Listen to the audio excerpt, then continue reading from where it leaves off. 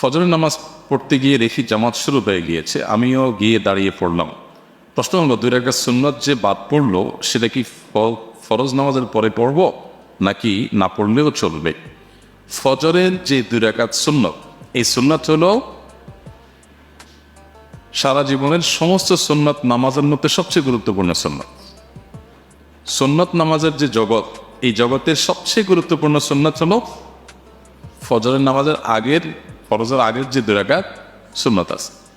এই জন্য নবী করিম সাল্লাল্লাহু আলাইহি সাল্লাম বলেছেন, লা তাদাহুমা ওয়ালাউ তারাদাতকুমুল খাইল, তোমার যদি বাহন ছুটে যায় যাক, তবুও এই 2 রাকাত নামাজ ছাড়বা না। সফরে সাধারণত সুন্নত নামাজ এটা পড়া আমরা নিজেদের আবাসন স্থলে থাকলে যেরকম গুরুত্বপূর্ণ, সেই গুরুত্ব সফরে থাকে না। অনেক ইমামগণ তো বলেছেন যে সফরে সুন্নত আমাদের অপশনই নেই। তো সেই সফরে পর্যন্ত অন্য কোনো সুন্নত নামাজ না পড়লেও ফজরের আগে 2 রাকাত সুন্নত পড়াটাই হলো কাঙ্ক্ষিত এবং প্রত্যাশিত। সেজন্য ফজরের আগে 2 রাকাত সুন্নতকে খুব গুরুত্বের সাথে আদায় করতে হবে, করা উচিত। এখন প্রশ্ন হলো, জামাত শুরু হয়ে গেছে, আমি ফজরের সুন্নত পড়তে পারি নাই, মিস হয়ে গেল, আমি কি করব? এর উত্তর হলো, পরে আমি এই সুন্নতটা পড়ে দেব। সেই পরের ব্যাখ্যাটা কি? আমি কি ফজরের ফরজ নামাজের পর সালাম ফেরানোর পর ইমামের সাথে নামাজ শেষ করে তারপরে পড়বো, নাকি আরও দেরি করে পড়বো? আবার প্রশ্ন লিখেছেন, না পড়লে চলবে কিনা? না পড়লে চলবে বলতে ফরজ আদায় হয়ে যাবে, কিন্তু নিশ্চয়ই আপনি গুনাহগার হলেন, ক্ষতিগ্রস্ত হলেন, কারণ আপনি একটু গুরুত্বপূর্ণ সুন্নাহ ত্যাগ করেছেন। সেজন্য এটা করা উচিত না। নবী করিম সাল্লাল্লাহু আলাইহি সাল্লাম একবার যোহর আগের সুন্নাত পড়তে পারেন নাই, মেহমান বা অন্য কোনো ব্যস্ততার কারণে তিনি একবার এরকম ঘটেছে মাত্র, সেটা পরে পড়ে দিয়েছেন। তো আমাদের জীবনে কালে বদলে এরকম হতে পারে, নিয়মিত হওয়া উচিত না। এবং হাদিস থেকে এটাও বোঝা যায় যে কোনো কারণে আগের সুন্নাত পড়েন নেই, সেটা পরে পড়ার সুযোগ আছে এবং পড়া উচিত। এখন কখন পড়বেন? এর উত্তর হলো যে ফজরের সালাম ফেরানোর পরে না পড়ে সূর্য উদিত হওয়ার 15-20 মিনিট পর এশাকের নামাজ রক্ত যখন হয়, তখন থেকে নিয়ে আপনি যখন খুশি যখন রাগ পর্যন্ত আপনি পড়লেন, এটা হলো উত্তম। ওই সময় পর্যন্ত অপেক্ষা করে পড়তে পারলে।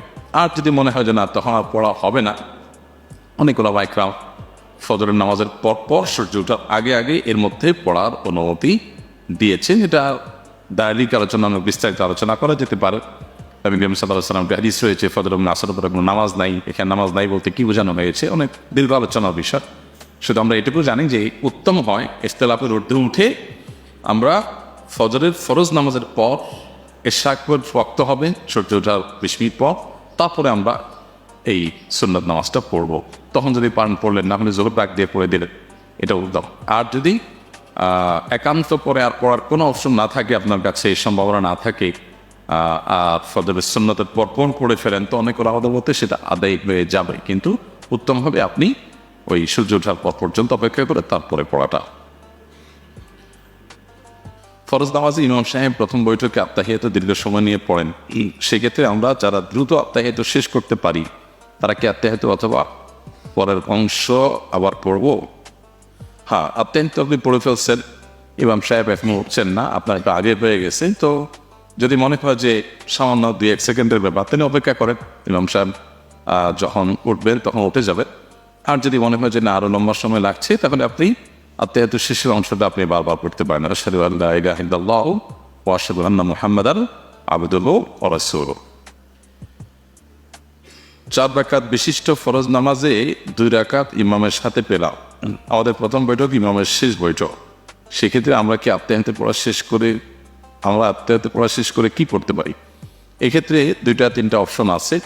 আপনার এখনও 1-2 রাকাত নামাজ বাকি আছে, আগে ছুটে গেছিল, এখন ইমামের সাথে বসছেন। ইমাম যেহেতু সালাম ফিরাবেন, সেজন্য তিনি আত্তাহিয়াত পড়বেন, দুরূদ পড়বেন, দোয়া মাসুরা পড়বেন। আপনি তো আত্তাহিয়াত পড়ার পর আপনার কোনো ডিউটি নেই, আপনি এখন সালাম ফেরানোর পর ইমামের আপনি দাঁড়িয়ে বাকি নামাজ পড়বেন। এখন প্রশ্ন হলো, ইমাম তো বাকিগুলো পড়বেন, আপনি কি করবেন?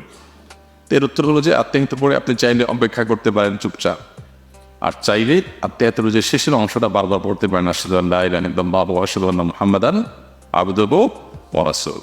কোনো ওলামা ইকরাম অবশ্য আপনার দুরূদ যদি পড়তে যায়, কেউ ফিতরত পড়াও অপশন রেখেছেন, কিন্তু আপনি সালাম ফেরাবেন না, যাই পড়েন ইমামের সাথে আত্তাহিয়াতের শেষ অংশ বারবার পড়লেন কিংবা অপেক্ষা করলেন, ইমাম সালাম ফিরে ফেলবেন, তখন আপনি সালাম না ফিরে দাঁড়িয়ে বাকি নামাজ পড়বেন, ইনশাআল্লাহ আপনার নামাজ পেয়ে যাবে।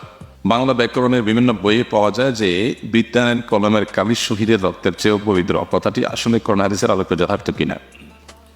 এটা বিভিন্ন বই পুস্তকে লেখা থাকে, অনেক সময় আমরা মুখেও বলি বিদ্যানের কলমের কালি শহীদের রক্তের চেয়ে পবিত্র। কথাটা শুনতে বেশ সুন্দর শোনা যায়, কিন্তু এটা কোরআন কিংবা হাদিসের কোনো কথা নয়। হাদিসের নামে এরকম কথা মনে করা আমরা অনেকে বলে থাকি, যেটা খুব জঘন্য অপরাধ এবং গুনাহের কথা। রক্তের পবিত্রতা অপবিত্রতা, অর্থাৎ রক্তের মর্যাদা বেশি বা কম হওয়া, এটা তো আল্লাহ তাআলা ইলমে আছে। এটা তো আমরা নিরূপণ করতে পারি না যে কার কোন রক্তের মর্যাদা আল্লাহর কাছে বেশি বা কম। তো আল্লাহ তাআলা যদি এরকম কোনো কথা না বলেন, তার রাসূল সাল্লাল্লাহু আলাইহি ওয়াসাল্লাম থেকে যদি এরকম কোনো কথা বর্ণিত না হয়, তাহলে নিজের মন গড়া এরকম কথা বললে সেটা গুনাহ হবে। অবশ্যই জ্ঞান অর্জন করার ব্যাপারে ইসলাম আমাদেরকে উৎসাহিত করেছে। ইসলাম তো সেই ধর্ম যে ধর্মের প্রথম নির্দেশই হলো যে পড়ো। অতএব জ্ঞান অর্জনের গুরুত্ব নিয়ে আমাদেরকে কোনো জাল হাদিসের, কোনো ভুয়া হাদিসের, ভিত্তিহীন নবীর নামে মিথ্যা কথা বলার কোনো প্রয়োজন নাই। আমরা জ্ঞান অর্জনের গুরুত্ব আপন জায়গায় বর্ণনা করতে পারি, বিভিন্ন বিশুদ্ধ হাদিসের আলোকে, কোরআন আয়াতের আলোকে, বিভিন্নভাবে। কিন্তু আমরা জ্ঞান অর্জনের ফজিলত বর্ণনা করতে গিয়ে এরকম কোনো কথা যদি বলি যেটা আসলে হাদিসের কোনো কথা নয়, তাহলে সেক্ষেত্রে আরো গুনাহ হবে।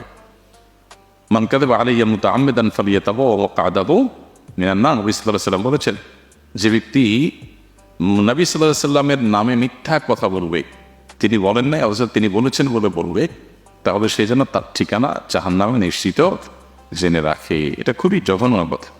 এই জন্য এই ধরনের উক্তি আমরা করবো না। জ্ঞানের মর্যাদা আপন জায়গায় আছে। একজন মানুষ আল্লাহর রাহে জীবন বিলিয়েছেন, শাহাদাতের মর্যাদা পেয়েছেন, তার মর্যাদা আপন জায়গায়। অতএব আপনার যিনি পড়ালেখা করছেন, জ্ঞানী মানুষ, তার কলমের কালি, এটার মর্যাদা শরীরের রক্তের চাইতে উত্তম, এরকম কোনো কথা কোনো হাদিসে বর্ণিত হয়নি। কোনো বিশুদ্ধ হাদিস দ্বারা এটি প্রমাণিত নয়, কোরআনে তো থাকার প্রশ্নই ওঠে না।